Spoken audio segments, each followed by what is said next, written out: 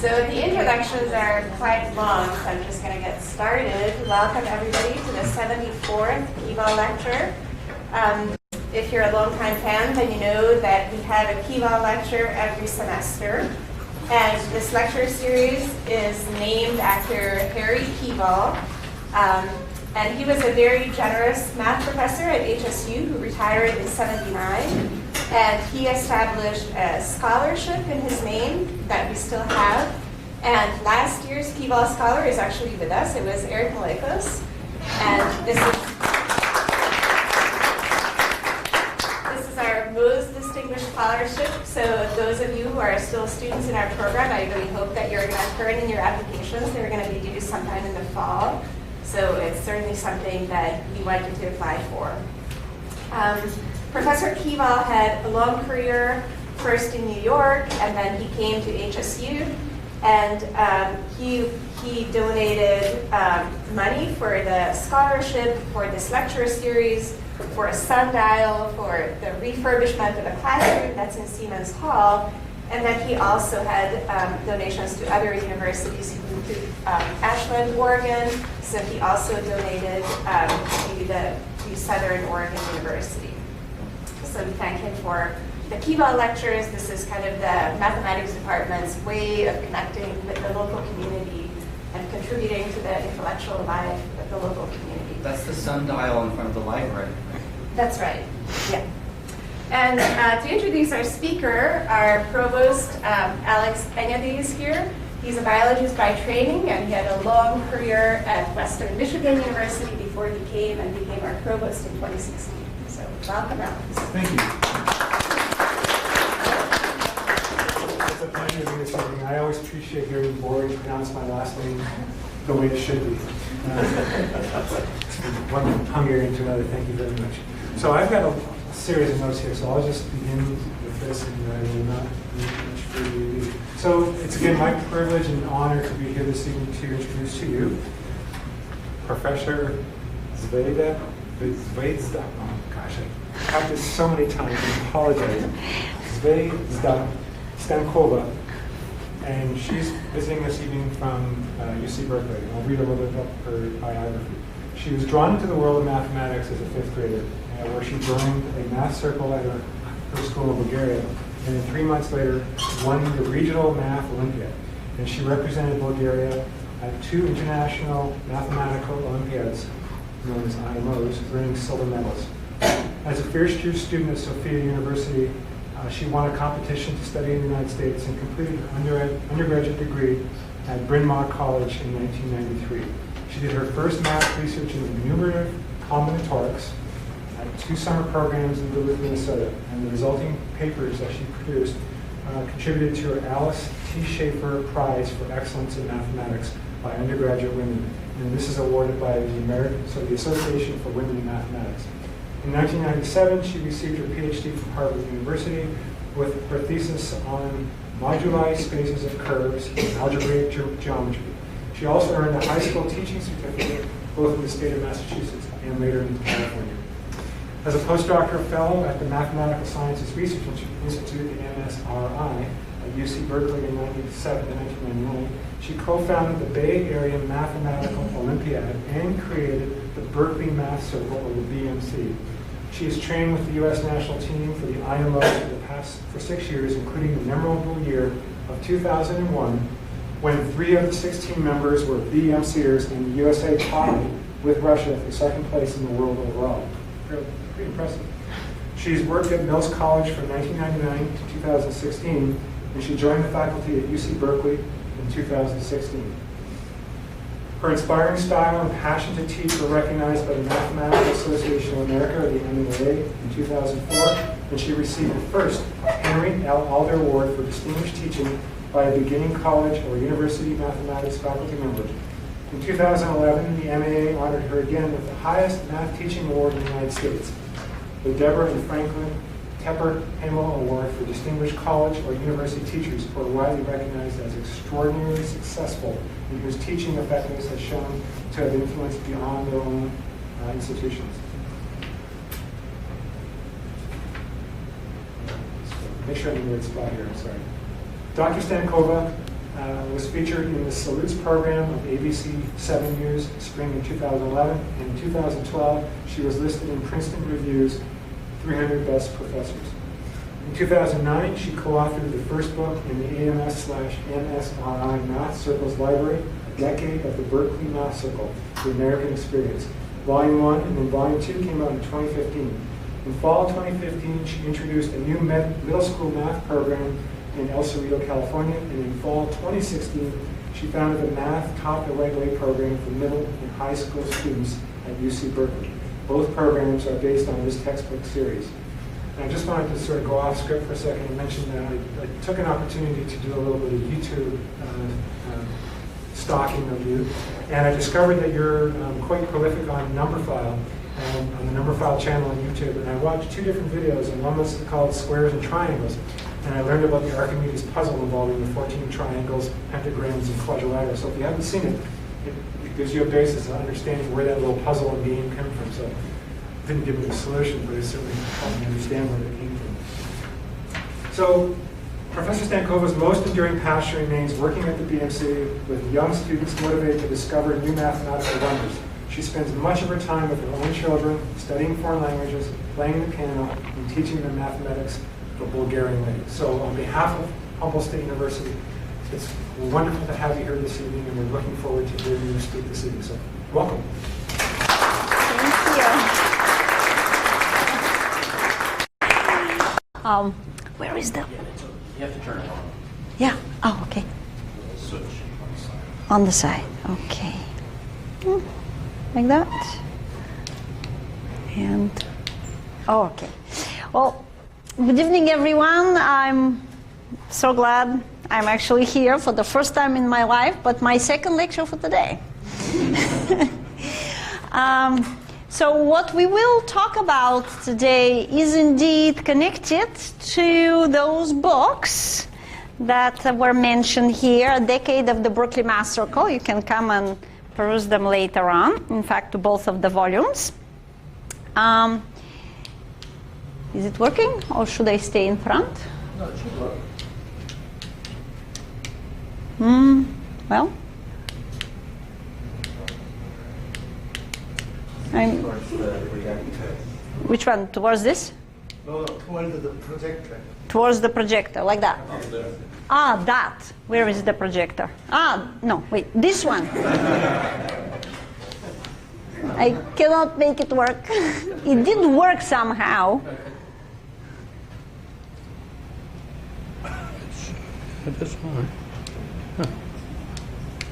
It did show that one.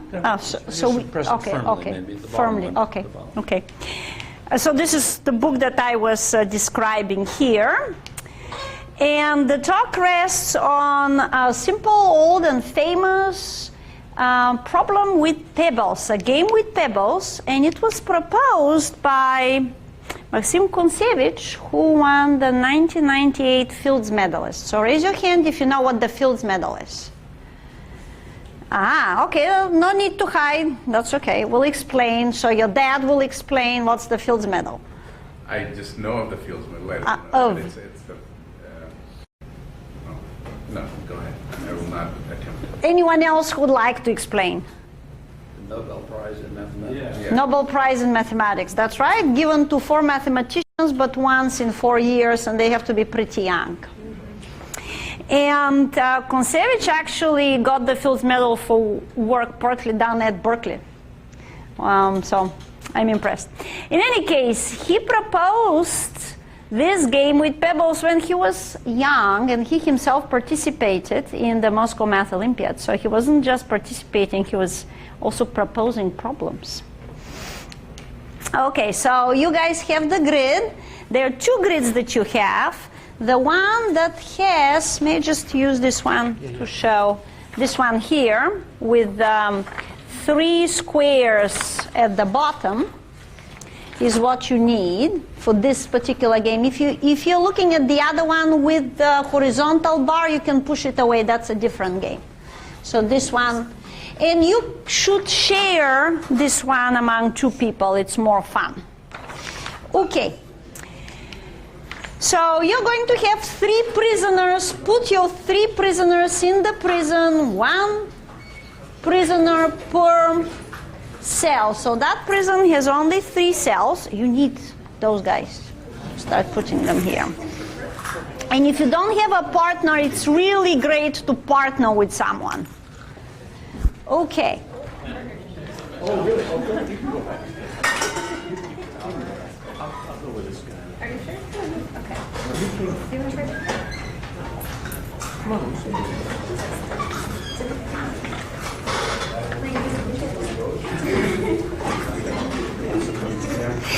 And you can join your resources. You can have more. We're going to call them clones in a moment. You hear more ammunition there. Okay. And you guys see the barbed fence around the prison? Oh, yeah. So our goal is to free the prisoners. So every prisoner can clone itself. Once to the right, once up, and then disappear. Okay, let me repeat that. So once to the right, once up, and then disappear. Okay? And you can do this only if the 2 cells up and to the right are vacant at that moment. In other words, you cannot crowd more than 1 clone per cell. That's not allowed. You cannot skip, you cannot backtrack, and so on. So there, I'm going to play a little bit just to make sure. So can I clone this one? This one here? Yeah. Yes, can I clone this one? No. This one? No. All right, so you're all getting it. Now you go and play trying to free the 3 initial clones. But let us understand, I'll go around making sure that everyone is going by the rules. Let us understand what it means to free the clones. It means that there won't be any clones inside the 3 cells. But how would you convince me that you have done it? You cannot just say, Zvezda, I did it, and I come, and like, so how did you do it? Well, I don't remember. You have to actually show me how you did it, okay? You cannot just like be too happy without evidence, okay? Go for it, and if you do it, let me know. You should partner with someone. I told students this in class is advertising. One kid worked out, he had the whole thing worked out with little crosses. They get, you know, after we posted the YouTube video, the very first one, there was a big response, and someone in Germany overnight made a code and posted it there. Please go, and people were playing overnight. And like, oh yeah, it can be done, it can be done. Yeah, I think today I had a student who said, I can solve that. Oh yeah, absolutely. Yeah. Okay. What's the next move? I'm thinking. Okay. How is it going? Yeah, well, there's a lot of strings on the board. Okay, so next space for this guy, he's going to come here. Okay. You guys moving along? And out. Oh, sorry. Are you a student or high school student here? Okay. Not here. I go to community college. But so you are a high school student, or you've already? You're a freshman at the community college. Okay. Start over. Okay. You have to do this systematically. Yeah, that's what I'm saying. Yeah. All right. Any success stories here? You're getting? So this one can move up and then we'd add one right. No, next to it. So it's going to be like that. Okay, so 1 up, 1 to the right, and disappear. Okay.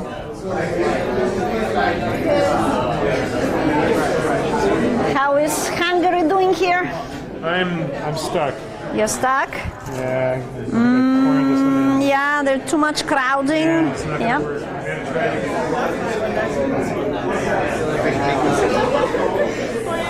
All right. Oh, you can move that out. No, this one out. That's okay. Hey, try it. And how about this one? You have to move that one, right? We're waiting. Waiting, but there is nothing to wait for. There is nothing else to do. No one is going to come to help. Right?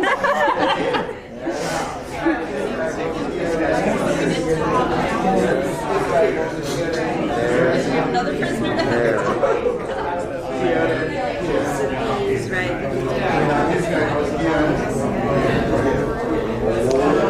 So I would like to make one clarification. Yes. How big is the board? It's not easy. This guy comes sideways. The actual game is played on an infinite board, which is infinite to the right and up. What you are given is only a finite piece of that board. But, you know, try with that finite piece to free. But in principle, you can go on with an infinite board. You do it on your pattern. Oh, you're doing patterns. Maybe. Except the question is, can we get from the checker pattern out? And I'm not convinced. Wow, it's a different problem. What's the most beautiful pattern you can get doing that? And to get that one out, you know we have to go up and out. So Oh my goodness, you guys are pretty much stuck. What's going on? So what we need to do is get more space in there. Oh, you guys better move that guy, yes? This one? Because what are you waiting for? This has to move, right? No one is going to help him. We're waiting to see. This guy can't move. She's right. But there's no rush. What's the rush? The rush is that I'm going to move on now. You guys have to, like, tell me what happened. Did you succeed or not? Life is too short. We're looking at the word impossible, see? I know. You're too good.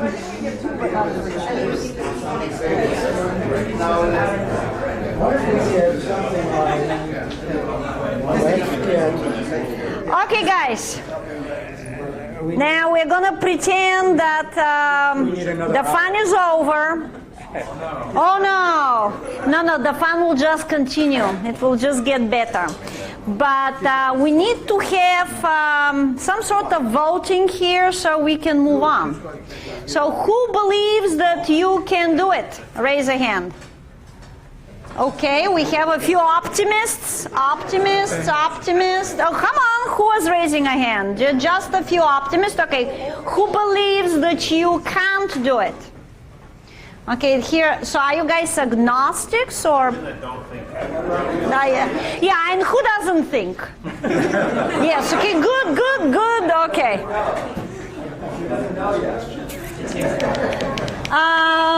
Well, we have to make a decision and move on with that decision because the rest will depend on what we decide the answer is.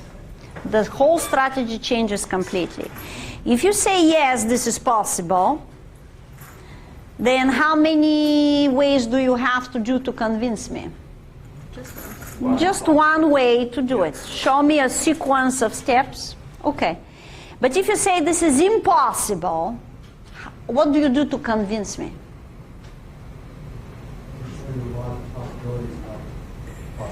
Say that again? You're too good. Just wait on. So let me tell you what usually people tell me. They say, well, I tried. We all tried and we didn't succeed and therefore it's impossible, yeah? Well, what if someone else smarter than us enters the room and does it? So it's not a proof. Just the fact that all of us intelligent people tried and we didn't succeed, that's not a proof that it cannot happen. But it gives us an idea. Maybe it indeed is impossible. So if we decide to try that idea, indeed we have to say, we have to like really go ahead with that idea. We cannot just go halfway. So how do we start an argument that will show us that this is impossible? It is called an argument by or proved by contradiction. That's right. You said, though, how the grid goes in infinitely many directions. Yeah. So No, not in many directions, only in two. Oh, never mind. Only in I two. mean, if the grid continued behind this, then it wouldn't be the same corner problem. Well, you cannot really go backwards anyway, so it is irrelevant if I give you the whole grid. Okay, but the question here is, we're going to argue by contradiction. So, when I posted this video on number file, a lot of people did not believe that it was impossible. In fact, they believed that it is possible, and they played overnight. Okay? So, you know, your grandma is very stubborn, and she says, of course it is possible, you know, but she plays and continues playing, and you say, okay, grandma, you need to go to sleep, so let us just settle the score. We're going to say, suppose, grandma, you are actually right. Suppose you can do it. Then what? How does a mathematician move on from here? Where is the final goal of our approach? Then we had a strategy. We have well, what's the strategy? Then we have all of them out. All of them out, okay.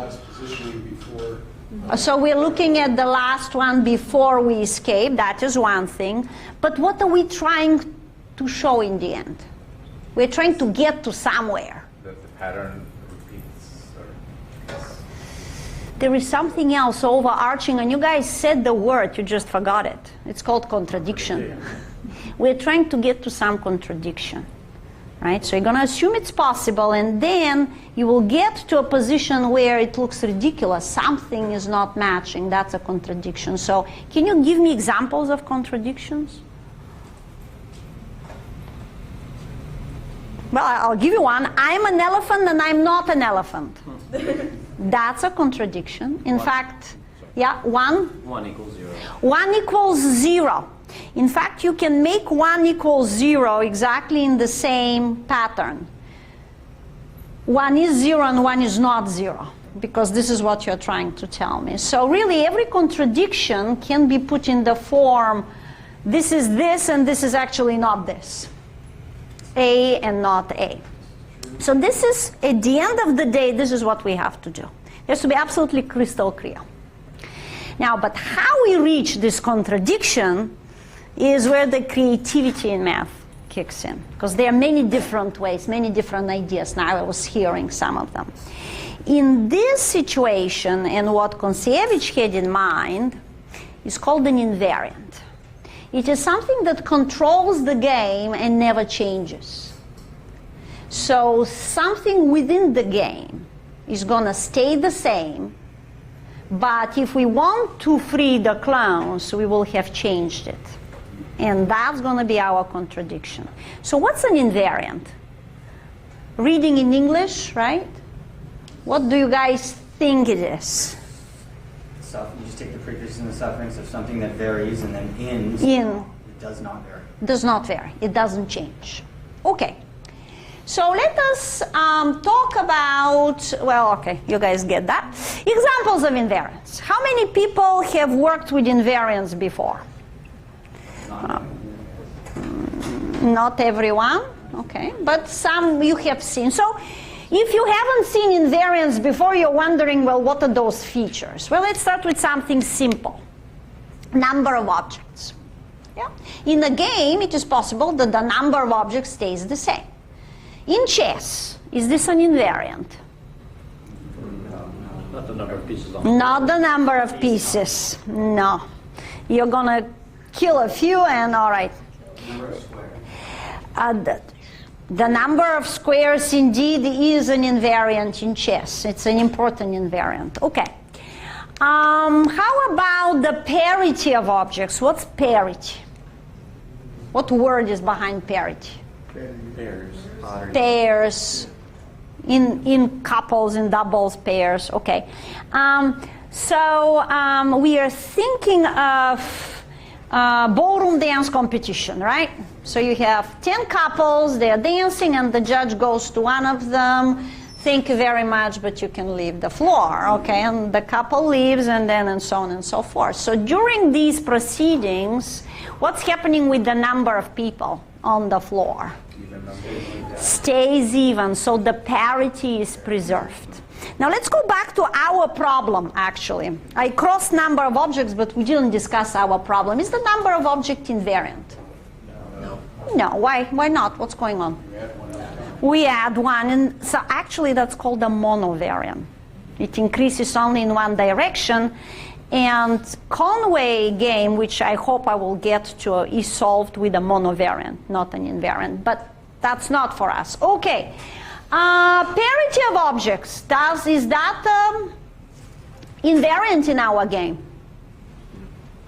Why not? How many objects do you start with? 3, and you end with 4 and 5. All right, that's changing, so that's just not it. Okay, let's try something else. Free positions, and you start already inventing more things. Are the free positions in this game invariant? The free positions looks like it's always infinite, but actually I'm asking not about the number of free positions, but which are the free positions. Is that an invariant? No, the moment you move, you change the free positions. Oh, okay, so that's not it.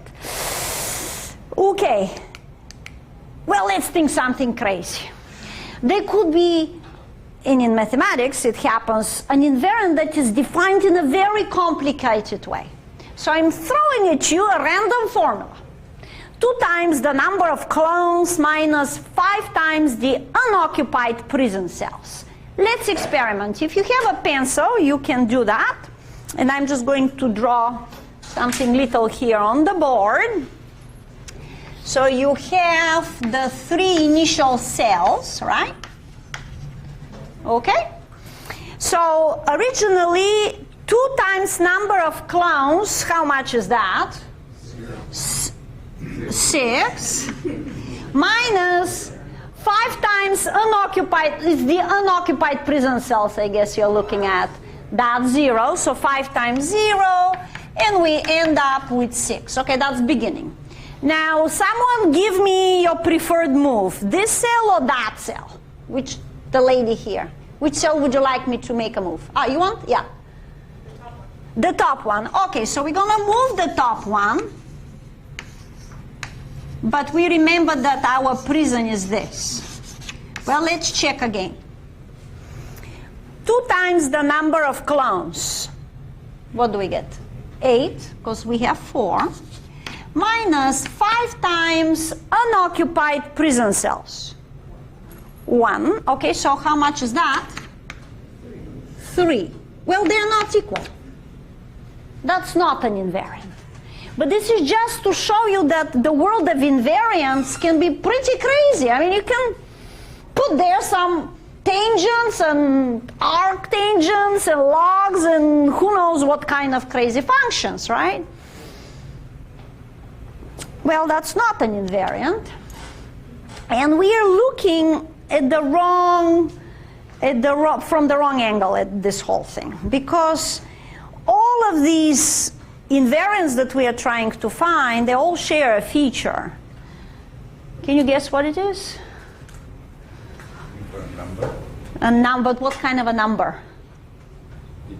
Integer, that's right. They are all integer. And the invariant here is not made of integers. It's made of other numbers. And that was a brilliant idea by Maxim Kontsevich, how to create this invariant. All right, so let's try. Oops. There you go. The idea is to write a number, but guys, you will need a pencil. Sorry for not telling you. Pencil, pen, anything. You will write, don't yet start writing any numbers, hold your horses, but be ready. Clear the board of all of the prisoners and clones. So we will write a number, not necessarily integer, not necessarily whole number, in every cell, so that every move preserves some joint property of these numbers and of these cells. And we will have to discover what this is. But you are the bosses, well, not really I'm the boss, but you can pretend for a while. You will write those numbers in the cells and in such a way so as to preserve some property. So let us try this. So this is what's happening everywhere. No matter where you are in the game, this is what's happening, correct? So something in these 3 cells has to be preserved. Okay. Here are the 3 cells. We're going to write 3 numbers in them, and we don't yet know what numbers those should be. So the 2 new numbers, because that's where the new clones will be here, and then there's going to be an old number. So something about the old number has to be the same as something about the new numbers, right? Before the move and after the move, something has to be the same about the red number and about the blue numbers. All right, let's try again. I'm going to place some, well, I don't know what the numbers are, so what do I do if I don't know the numbers? Place what? Instead of numbers, what's more powerful? Labels, letters, letter. Variables, okay. I wrote only 2 different letters. Why did I do this? Huh? That's all you need. You have on and off. Symmetrical. I like the word symmetrical. See, there is no reason that I should put really 3 different numbers here, because the games can be played symmetrically. You can flip it along the diagonal. And when you're constructing mathematical solution, what is better, to construct a complicated solution or a simple solution? Simple, always. Simple. That's what mathematicians are striving for. The simpler, the more transparent, the more convincing, and in fact, the better solution. Okay. So that's why I put BB, hoping that that's going to work. No one knows. Maybe I should have put a C. All right. So now, some operation on those numbers has to be preserved. What is the first operation that you studied in school? Addition. Yes. So how about we say what we had, the sum of the numbers before, which is really A here, should be equal to the sum of the numbers after, which is, so what equation am I getting? Isn't that what am I getting? A must be 2B. Can we make this happen across the whole table? So let's try. So what number would you like me to put in this position? 1, 2? What would be the... 1024.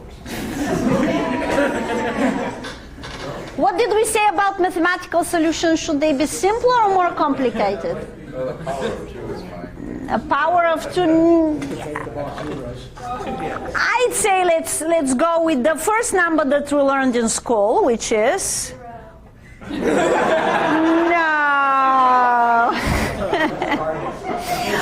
But the thing is, if you put 0, what's going to happen with this whole table? And it will work. Certainly, that's going to be an invariant.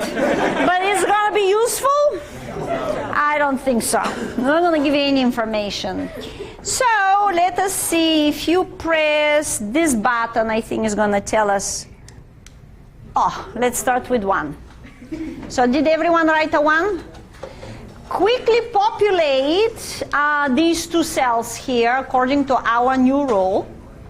What should they be?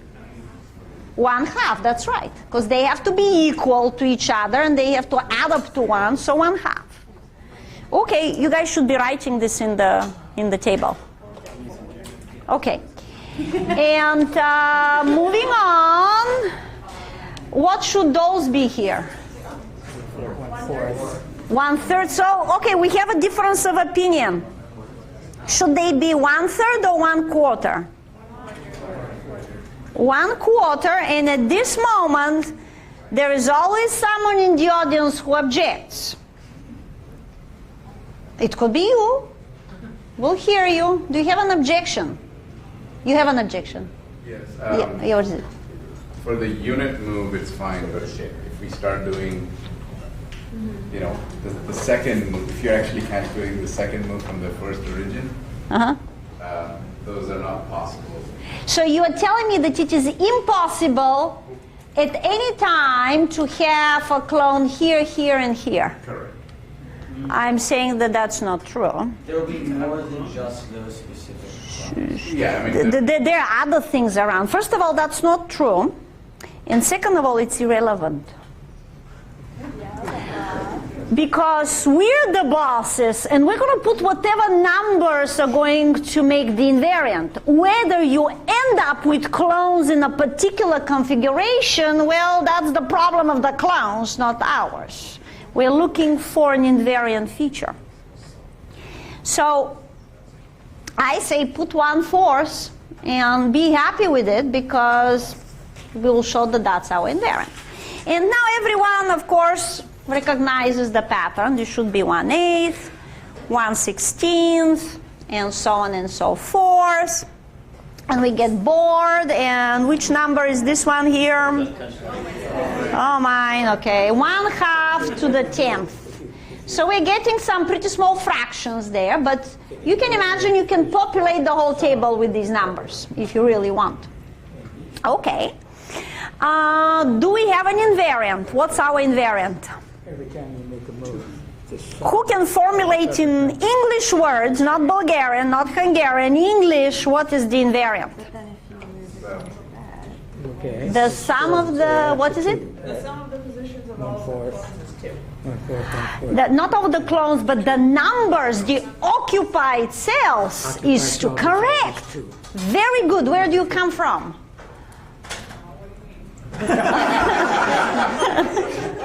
Where do you come from? From the street? Originally from the street. You're local. Colorado originally. Colorado, good for Colorado. They can speak English, because a lot of people cannot say that. So hold on now.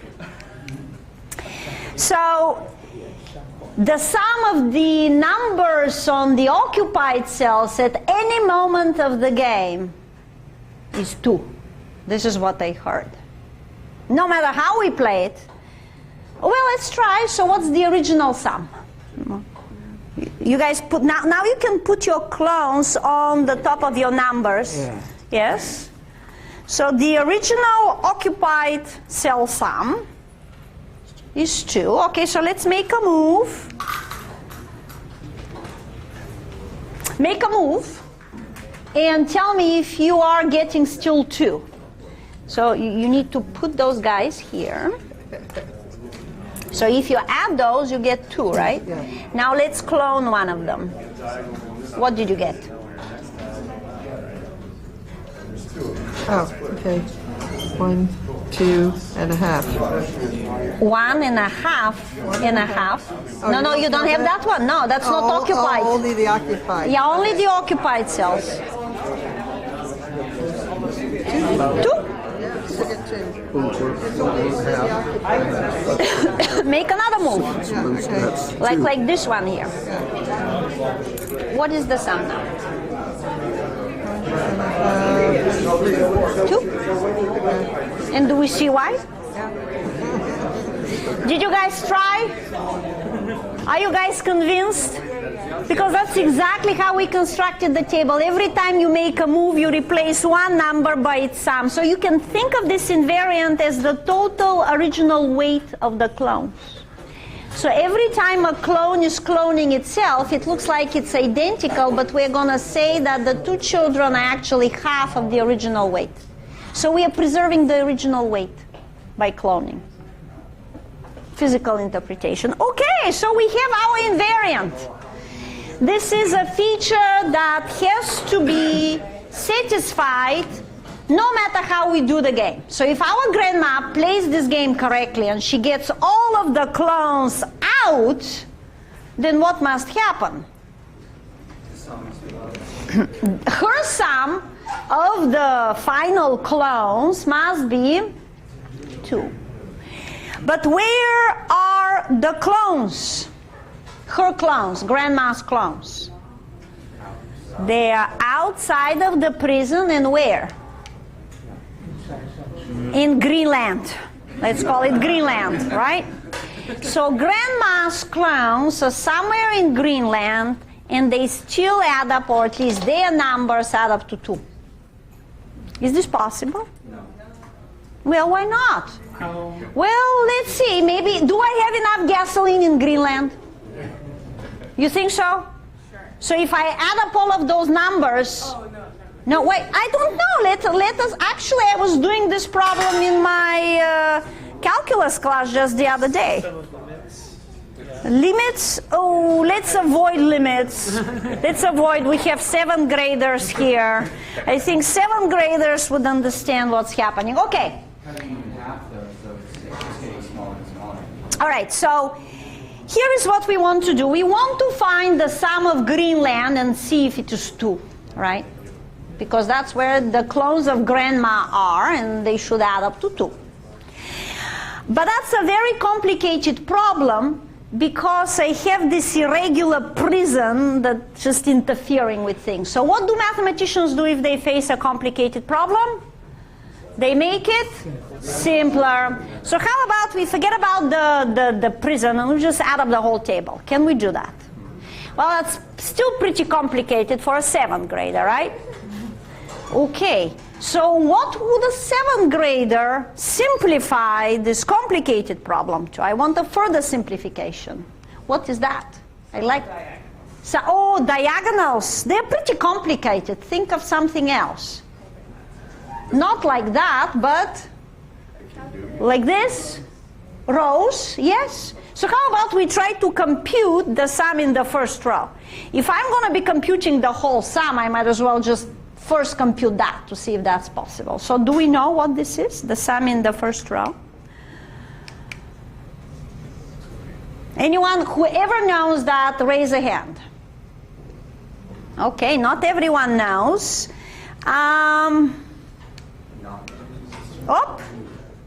Hold it. What happened?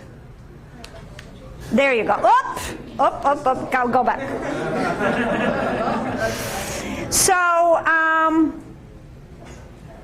these are the numbers in the first row, correct?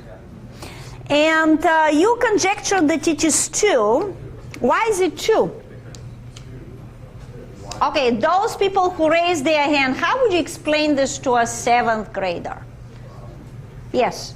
You're going half the distance to remaining to 2. Remaining to 2. So you're using limits. Let's avoid this kind of infinitesimal explanation.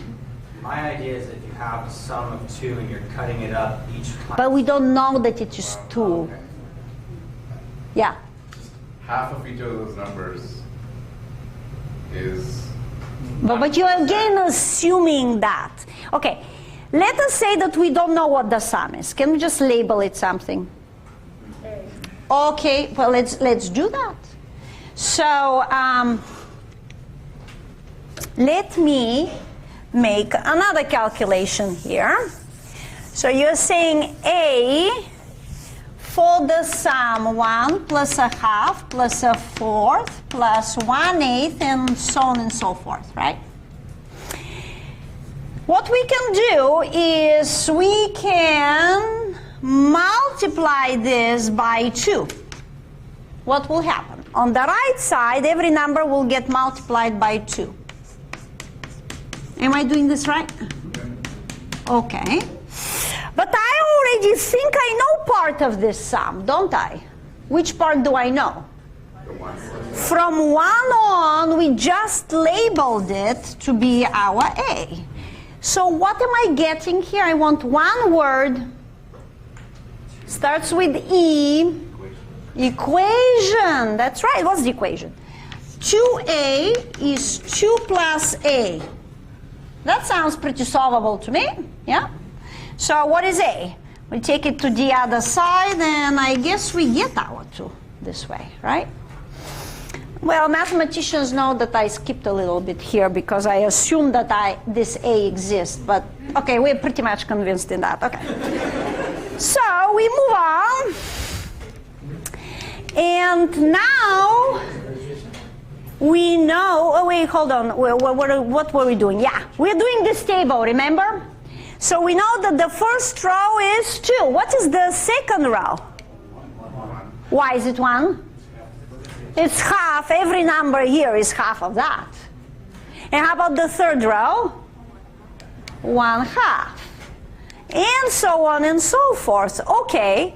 So after a while, we realize that now we have to add up those numbers because we want to add all rows, yes? So let's do that. But don't we recognize what this is here? Haven't we seen that? It's right here. What is that? It is 2a, right? It is 2 plus, so okay, well, how much is that? 4. So, all right. I'm using a formula. Does anyone know what this formula is coming from? Give me 2 words. Geometric series. So I'm not going to explain that, but if you're in a calculus class, let's say, or in a math circle, equivalently, not quite, you're going to use a formula like that where 2 is the first term and 1/2 is by how much you multiply every time when you move to the next number. So one way or another, we're going to get our 4, right? And more generally, well, this is what you guys have observed. If the ratio is pretty small between -1 and 1, we have this pretty nifty formula which we used in this table. I'm just, showing this for completeness, and I'm sure most of you, well, some of you have seen this before. But you don't really need it for our problem. Okay, now back to Greenland. We really wanted Greenland. How much is the sum in Greenland now? 2, correct, because it's everything minus the inside prison sum, which is 2, so you get 2. All right, well, I don't know, maybe Grandma is correct. Because outside, we got the sum of 2. Oh, I hear lots of voices, dissenting voices. What happened? She played all night. I don't think that would have helped her. Yeah, so, okay. Where is the contradiction? Remember, the contradiction has to be absolutely crystal clear. It has to be this, but not this. So tell me, is it possible that Grandma missed this square right here? That there is no clone there? Is this possible? Why not? What's wrong with that? She played all night and she just missed that square. She has to vacate at least 1 square on any one of these moves, right, after the first one. After the first You're looking at through a magnifying glass. I want to see the big picture. There is something totally wrong with missing that particular square. What's wrong? Will the sum be 2 then? No. It will be exactly this short of 2, that missed square. So she couldn't have missed any square. Then how many, what's going on? Is this what's going on? Grandma must have arrived at a situation where she has populated all of Greenland in order to keep her invariant of 2. Is that possible? Why not? What's wrong? It's a finite game, right? She told us, here I finished, right? And all of the clones are out. She stopped. The clock stopped. So how many moves did she make up to the moment when she stopped? Finitely many. But how many moves should she have done? Infinite, because she starts with 3 clones but ends up with infinitely many. So what happened with Grandma? Either she cheated or she just made a mistake, right? So it couldn't have happened. So that's impossible. Yes? All right, so now what do mathematicians do after they solve a problem? They what? They celebrate for a long time, okay? They wake up the next morning with a hangover, and then what happens? They ask more questions. More questions, harder questions. They play beyond the given game. Now, in how many ways do we see we could play beyond this game? I can see two. You can change the initial clone's configuration. You don't have to have 3 there. You can have 1 or 2 somewhere. And you can also change the initial barbed fence. You can change your prison. And you can ask exactly the same question. Is this configuration of clones in this prison escapable or not? Right? So let's try this game. Here is the simplest one. Very simple, no, not quite the simplest, but a very simple one with only 1 clone. Can you free this clone? You have to play it. Yes. Yes?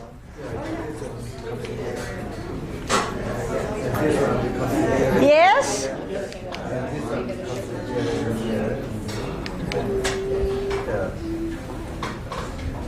Something like this? Yes? All right, so this game is solvable. Let's try something else. We will keep only 1 clone, but we will make a larger prison. Try that. Let's go to the top.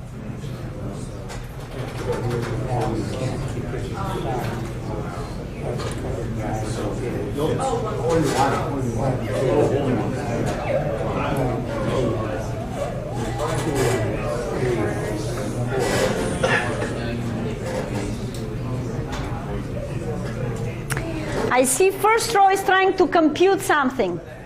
It's not going to work, but you can go ahead.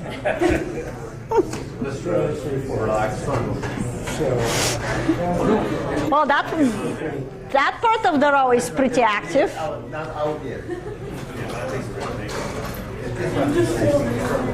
So let's keep the pace. So once they're all out,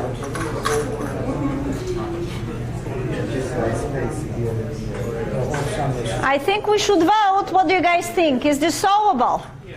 Yeah? You did it? Did you do it? Yes, you. Yes? You want to show me? No? Not infinitely many moves? Well, that's what we're talking about. All right, guys. Let's vote. How many people think this is impossible? Raise a hand. How many people think it is possible? Okay, there are a few believers here. Did you do it? No. And how many people don't think? You're doing what? Arithmetic. Arithmetic. Oh, you're already trying to add up. Okay. So if we think it is impossible, we already know what to do. Fortunately, we have our invariant. The numbers that you put in the table will serve as our invariant, but the actual invariant will change. It's not going to be 2 anymore. So what is the invariant? 1? Seriously? Let us look. So, oh yeah, you're actually right. It is 1. I forgot. We have only 1 clone, right? So we should keep it 1 the whole time. Do we have enough gasoline in Greenland now for 1? We don't have to repeat the whole calculation. We can use its parts, right? So the total prison sum is 2 3/4. Do you guys agree? Because we added quarters. So what is Greenland worth? 1 1/4. Is this good or bad for us? somewhat encouraging. Well, again, it depends what you're trying to prove. Because if you're trying to prove that this is possible, this is not going to be the way to do it. If you're trying to prove that this is impossible, I think we are stuck. Because we didn't manage to prove anything. Grandma has enough gasoline in Greenland, it seems. So we need a subtler calculation.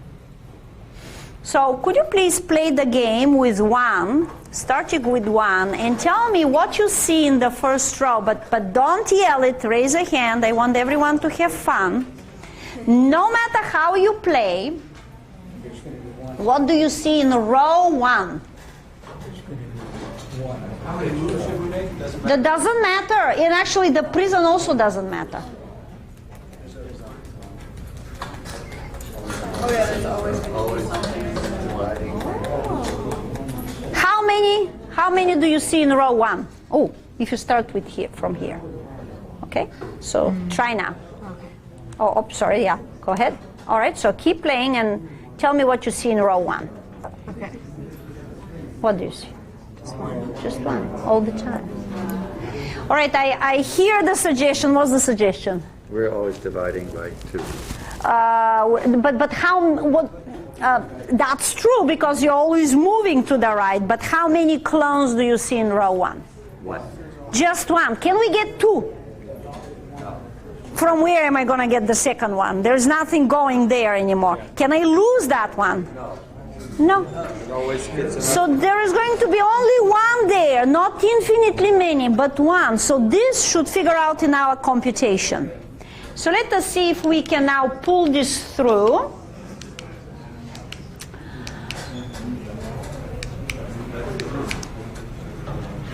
All right, so you guys agree that row 1 would always have 1 clone and column 1 would always have 1 clone. So what is the maximum sum that we can get in row 1 if we free the clones? No, not 1. Right here, isn't it? Because if that clone moves further, it's going to be smaller. So that was 1, a half, a fourth, 1/8. Row 1 is worth at most 1/8, and that's if I leave that clone there. It's not worth more than 1/8 in this situation. So, and the same thing for column 1. So let us see if that helps us.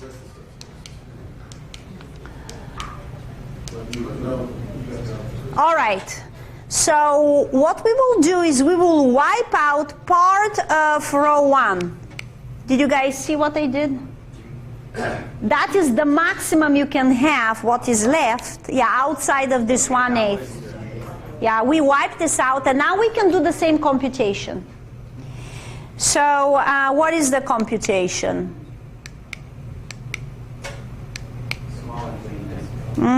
We emptied the tails. Let's see if this works. That tail here, how much is it worth?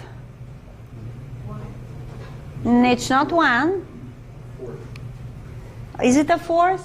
Well, if you include 1 in. So if you start with 1, the sum is 2, correct? If you start with 1/2, how much will the sum be? If you start with 1/8, how much the sum will be? But you're starting with 1/16. We're trying to see how much we have wiped out. So if you start with 1/16, how much is this worth? 1/8. So we need to wipe out 1/8 from here and another 1/8 up, because we cannot have them. Or at least that will give us the maximum possible sum. So what we had before, we have to subtract 1/8 and another 1/8. So we have to subtract how much? A quarter. And I think that's precisely what we were being left over with. So before we had the full table 4 minus the present sum, right? And now we subtract from those tails. And what do we get? We get 1. So if grandma has played this, in order to keep her invariant of 1, which was our invariant here, she must have populated this 1/8 cell, this 1/8 cell, and everything inside here in the green land without the 2 tails. So is that a contradiction? Same contradiction as before. We still have infinitely many. We wiped out infinitely many, but we still have infinitely many left.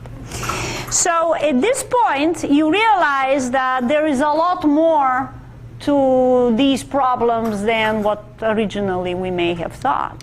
It's much deeper, and in fact, I'm just showing you the argument that 1 is less than 1, and that's our contradiction here. So the first game was possible, the second one is impossible, and what's the ultimate question that mathematicians would like to solve? What are all? Well, I want to hear a word here that we haven't yet mentioned. It starts with M-I-N. Minimal inescapable prisons. Why am I talking about minimal inescapable prisons? This one. Because bigger, tell me, is it easier to escape a bigger prison or a smaller prison? Smaller prison, it's easier to escape, right? If you escape a smaller prison, do you escape a larger prison? Not necessarily, right? So why would I be interested in the minimal inescapable prisons? Why is that the question to ask? The other ones will be bigger. The other inescapable. Yeah, if you show that something is inescapable, then anything larger than it is also inescapable. So the interesting question is, what's the smallest thing that you cannot escape? That's why minimal inescapable fence. Are there any questions? No? Okay. So there is this very old article of famous mathematicians here, Fen Chang, Ron Graham, John Morrison, and Andrew Liscombe. And there was a newer article recently, but not by them. And so they played with this problem. And you can see some diagrams here leading from one initial configuration to another and so on. So they tried to classify to solve this problem, and they could not finish it. And in fact, when you go home, you can construct your own very small prisons that are slightly larger than this one. Even put one clone, initial clone, and see if you can prove or disprove this. And you will see how hard the problem becomes. Very quickly. So for the people who like continuous arguments, not discrete arguments. So what they did is they said, let M of k be the family of minimal inescapable prisons enclosing exactly k prison cells. So for example, for 7 cells, let M of 7 be the number of inescapable prisons with 7 cells. That's what this is. And then let F of k be the number of such minimal inescapable fences in M of k. Or did I say this right? Well, whatever. So let's just move on. So they're trying to characterize all of them, and what they actually succeed in doing is result 2. They give a polynomial algorithm for recognizing such minimal inescapable barbed fences. So you want to feed this into a computer, and after a while, after a polynomial amount of time, you want an answer to be spat out. Is this escapable or not escapable? And the third result, surprisingly, is they start talking about asymptotic growth of this function. Not the exact one. It's very hard to find that one. And it turns out that the number of these inescapable prisms grows approximately as this function sees some constant. Well, actually, it looks like they are both roots of some cubic polynomial, C and this gamma. So it's an interesting result, but they are far from actually solving the original problem. This is kind of asymptotic behavior of what's going on, but not really, what's happening with each individual prism. They haven't yet done that. Okay, so if you read that paper, and this is for the undergraduates here, you will see some advanced concepts like recursive relations, generating functions, functional analysis, partial derivatives, algebraic numbers. Can you give me an example of an algebraic number? 2. Okay, well, square root of 2 is an algebraic number, for example. And, Ramanujan type continued. Wait, fractions? No, that should be fractions. Definitely. It's amazing when I looked at it, like, wow, that looks like Ramanujan's work. And if you don't know who Ramanujan is, we have Indians here, they can tell you. Yeah, from India. And watch the movie. What was the movie?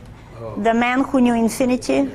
Yeah, pretty cool one, and it was actually done by people who are associated with Stanford. So they presented it there, pretty cool. Okay, now let's move on to our last challenge. We're not going to go through all of it. I'll just give it to you for homework. I'll tease you. How about that? So John Conway, with how many people have heard of him? He was our Kieval speaker. Oh, okay. Well, everyone has been the Kieval speaker. Whoever I mentioned, Joe Gallion, Ken Ribbett, John Conway. That's right. Who else? Strumfels, Bernstein. Yeah, okay. Ron Graham too. Twice. So the game that he proposed is attributed to him, Conway checkers. Of course, Russians disagree. They think that they probably was known way before Conway, and I'm just an innocent bystander. So we'll just call it Conway checkers. It's your other grid with the line in the middle. So that grid extends infinitely in all directions. And you start with your own initial configuration of clones, but they have to be underneath the grid, the line. And we're not going to call them clones because we should call them like anti-clones. They behave differently. So we should just call them checkers. Okay? So we will move checkers in this move. Did you guys see what I did? Just over 1. What did I do? Yeah. So if I reverse, you jump over your neighbor and you disappear the neighbor. But you can do this only horizontally and vertically, up, down, left, or right. That's okay, but you cannot do diagonal. So this here you can't do anything about, and here the game ends. You cannot do anything. Like a goal game. Yeah. So, how many of you have seen this before? All right, so you have to keep quiet, okay? Because that just it's going to be a spoiler if you say it. What do you think Conway could be asking in this question? Is it possible to get all your checkers above the line?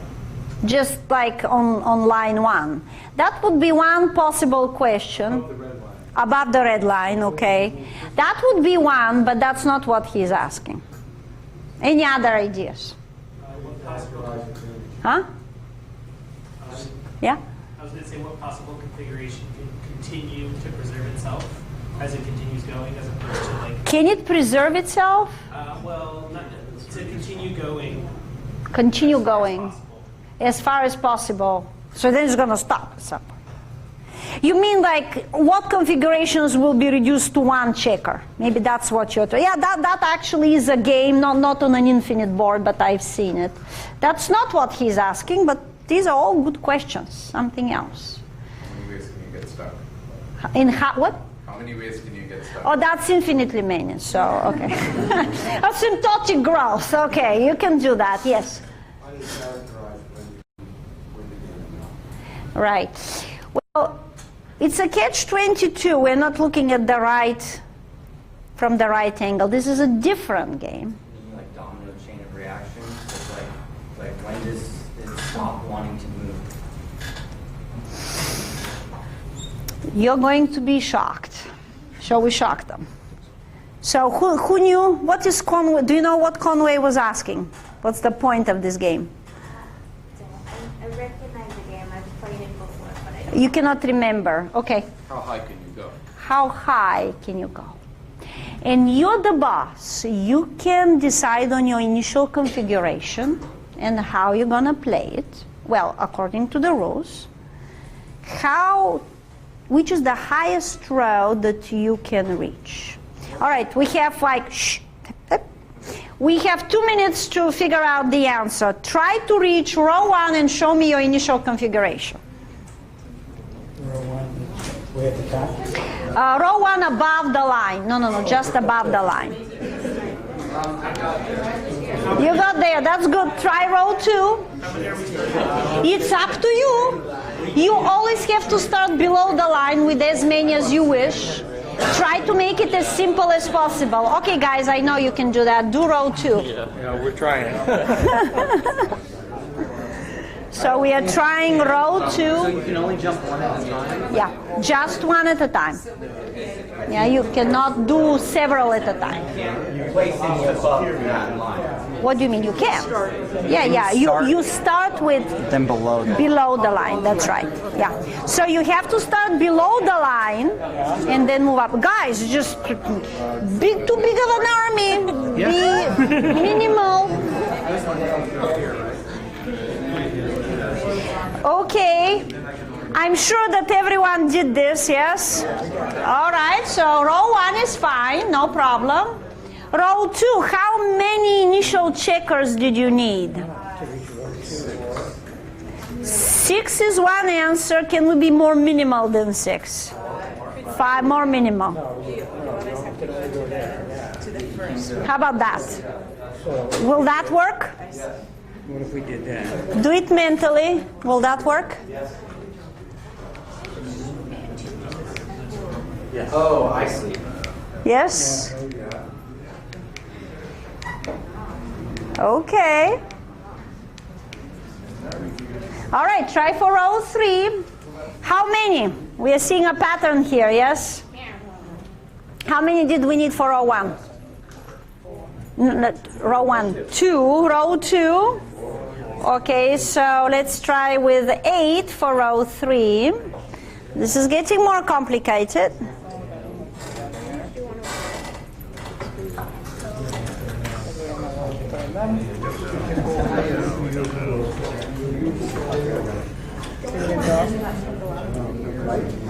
That's always going to be the first move, because otherwise you would be stuck with it wherever you need it.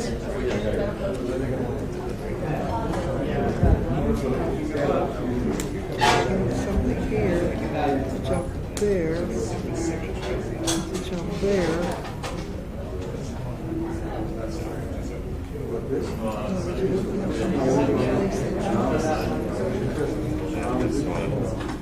Did you guys manage row 3? Yeah. What is your initial configuration? Do you remember? Oh, it's you got to get. Let's see. They're different ones. It's not only one. This one there. No, I need to get to there, so I need to get.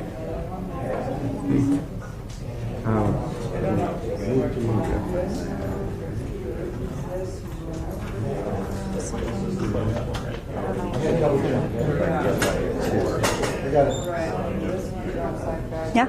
You double jump. Why then would you need those there? You can just start from here because you're gonna jump over anyways, no? How are you doing it? Yeah, but she's saying. No, wait, no, something's wrong. Something's wrong here. Something's wrong. That's not right. I did it, but this is not right because I have to end up here. So to end up here, I have to be. It's like this.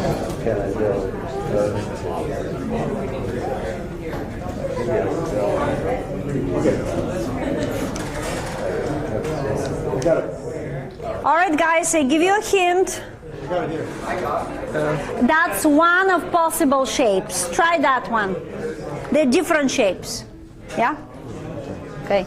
So this gives me this. Okay.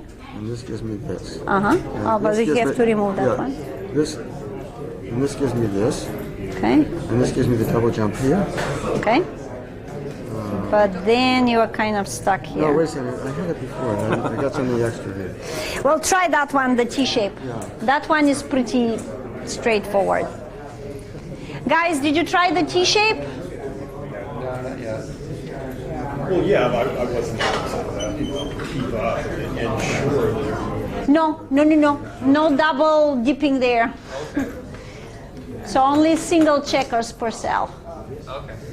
And you always start under the line, not over.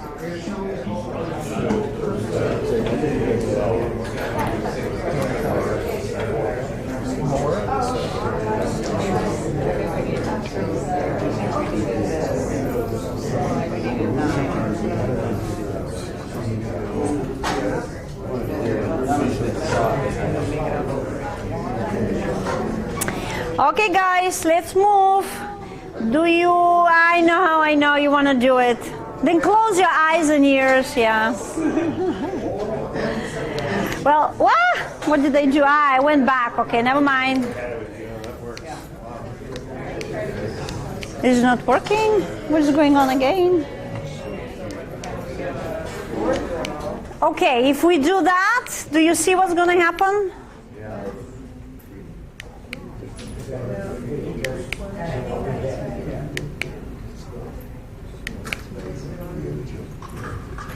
Is it going to work?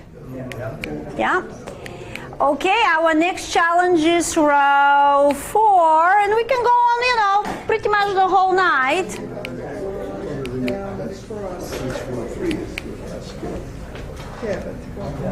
So let us think about the pattern. You had 2 for the row 1. How many for row 2? 4 for row 3. 8, and now you're thinking of, and you're wrong.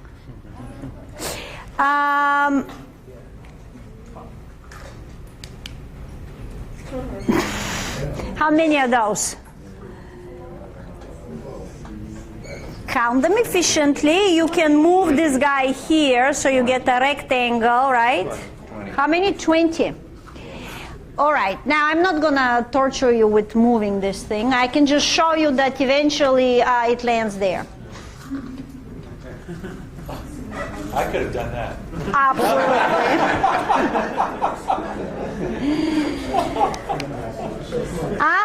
So what do we have? What do you guys think? How many do you need for row 5? 16? Again? No, never mind. 60. I see, 60. Try more, harder. Ow. What? No, I just accidentally hurt myself. Oh.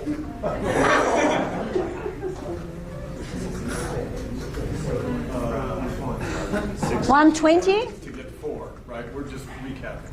Mm-hmm. Was it 20 to get to 20, yeah. So I'm waiting for some asymptotic guesses here. For row 5? Row 5. 32 we heard. Okay, anything else? Anyone else is going to bid? It's not 2, is it?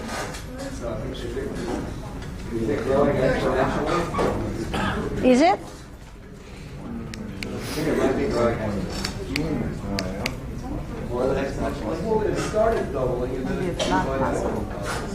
It's not possible.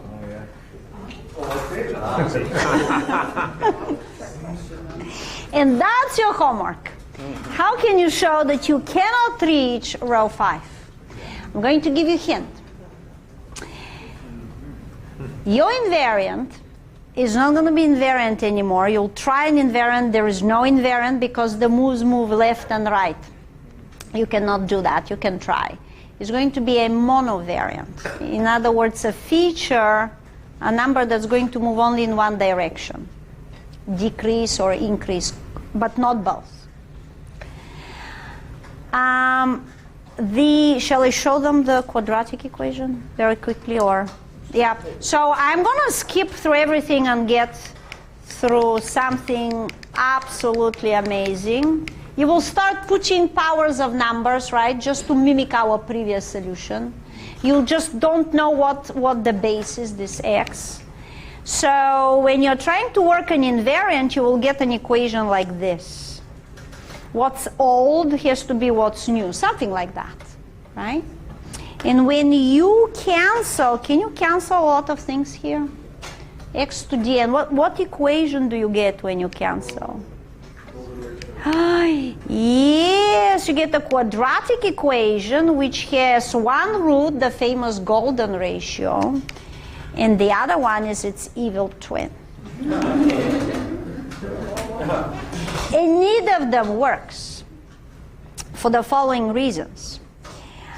This one is too large. This is bigger than 1, and when I showed you the formula for the geometric series, remember, that's going to blow off to infinity.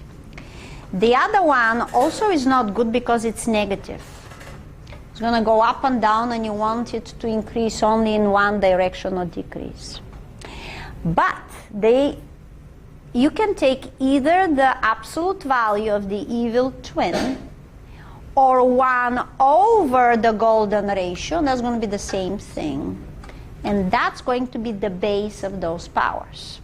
But I'm not going to say anymore. If you want to read more, the whole article is written in that second volume by Gabriel Carroll, who was one of our very first students in the Berkeley Math Circle so many years ago, and he participated on that winning IMO team that you heard, tied with Russia for a second place. He got a perfect score at the IMO. He wrote an article about this. He has now grown up and he's a professor of economics at Stanford. Who was the first place? Huh? You keep saying second place. Russia was first. No, Russia was second. That was in 2001. It starts with C, and you have one guess. Yes. But the tips of the, what do you call it, the scale have changed in favor of U.S. lately. U.S. has been trained by Po Shen, who was one of my students on those teams then. And they have been constantly now winning either first place or dying for first place. Yeah. But Gabriel left the Olympiad. The Olympiad is 2 days, 4.5 hours each day, only 3 problems per day. So 6 problems total for 9 hours. He left early, I think, both days by 2 hours. He wiped this competition out. That was his 3rd year, and he was above it and beyond. So in any case, he wrote this article, and I learned about this problem from him. He, as a student, gave a lecture at the Berkeley Math Circle. And years later, I asked him to write the article. So that's it for today, guys. One more comment, though. What you see here, this distinguished collection, is besides the Berkeley Math Circle books, if you want to look at them, this is another project that was mentioned earlier today, Bulgarian math. This is translated and adapted to the US reality by me. It was implemented in a middle school in El Cerrito in the Bay Area. In fact, my own daughter graduated from this program. And we are now doing this parallel to the Berkeley Math Circle program on these textbooks. The 9th grade textbook is coming up pretty soon. And the way we classify both programs, how do they differ? Because parents come and say, well, for which program should we sign my kid? I tell them that the Math Taught the Right Way program is what they should see in school, but they don't. And the Berkeley Math Circle program is what they never see in school. So that's the difference. And with that, thank you very much. Do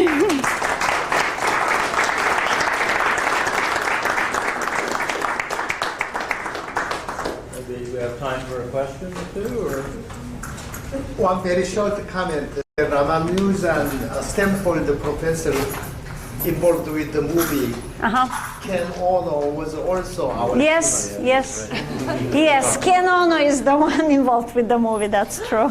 Other questions? Well, you guys are welcome to come and take a look or ask me any questions. There are a lot more slides there, but maybe another second talk Well, let's thank our in several years.